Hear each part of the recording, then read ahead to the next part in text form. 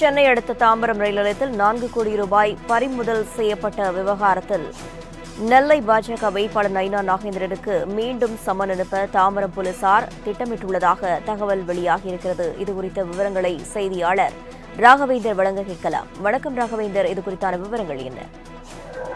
வணக்கம். தமிழ்நாட்டில் தேர்தல் நடத்தை விதிகள் அமலில் இருந்த போது கடந்த ஏப்ரல் 6ஆம் தேதி சென்னையில் இருந்து நெல்லைக்கு விரைவு ரயிலில் ஆவணங்கள் ஏதுமின்றி கொண்டு செல்லப்பட்ட 3,99,00,000 ரூபாய் ரொக்கம் பறிமுதல் செய்யப்பட்டது. கைது செய்யப்பட்ட 3 பேரும் நடத்தப்பட்ட விசாரணையில் திருநெல்வேலி பாஜக வேட்பாளர் நயினா நாகேந்திரன் பெயரை தெரிவித்ததாக கூறப்படுகிறது.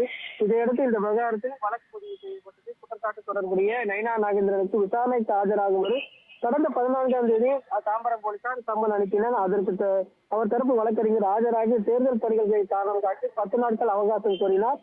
இதனிடையே திருநெல்வேலி தொகுதி பாஜக வேட்பாளர் நயினா நாகேந்திரன் தகுதி நீக்கம் செய்யுமாறும் அமலாக்கத்துறை விசாரணை நடத்த கோரிய சுயேட்சை வேட்பாளர் ராகவன் தொடர்ந்த வழக்கு சென்னை உயர்நீதிமன்றத்தில் நடைபெற்றது. அப்போது அமலாக்கத்துறை தரப்பில் தேர்தல் போது பறிமுதல் செய்யப்பட்ட பணம் சட்டவிரோத பண பரிமாற்றத்தில் பட்டியலிடப்பட்ட குற்றத்தில் வராது என கூறி விசாரணை நடத்த மறுப்பு தெரிவிக்கப்பட்டது. இதையடுத்து இந்த மனுவுக்கு ஏப்ரல் 24ஆம் தேதிக்குள் அமலாக்கத்துறை உரிய விளக்கம் அளிக்க உத்தரவிட்டு விசாரணை அன்றைய தினத்துக்கு தள்ளி வைக்கப்பட்டது.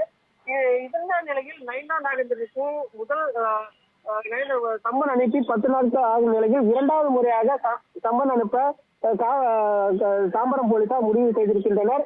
அதன்படி நயினா நாகேந்திரன் மற்றும் அவரது உதவியாளர் மணிகண்டன் ஆகியோருக்கு இன்று சம்மன் அளிக்க இருப்பதாக தெரிவிக்கப்பட்டிருக்கு. ஏற்கனவே கைது செய்யப்பட்ட முருகன் கொடுத்த வாக்குமூலத்தில் உதவியாளர் மணிகண்டன் கொடுத்ததாக கூறியதால் தான் அவரையும் விசாரணைக்கு அளிப்பதாக தரப்பில் தெரிவிக்கப்பட்டிருக்கு.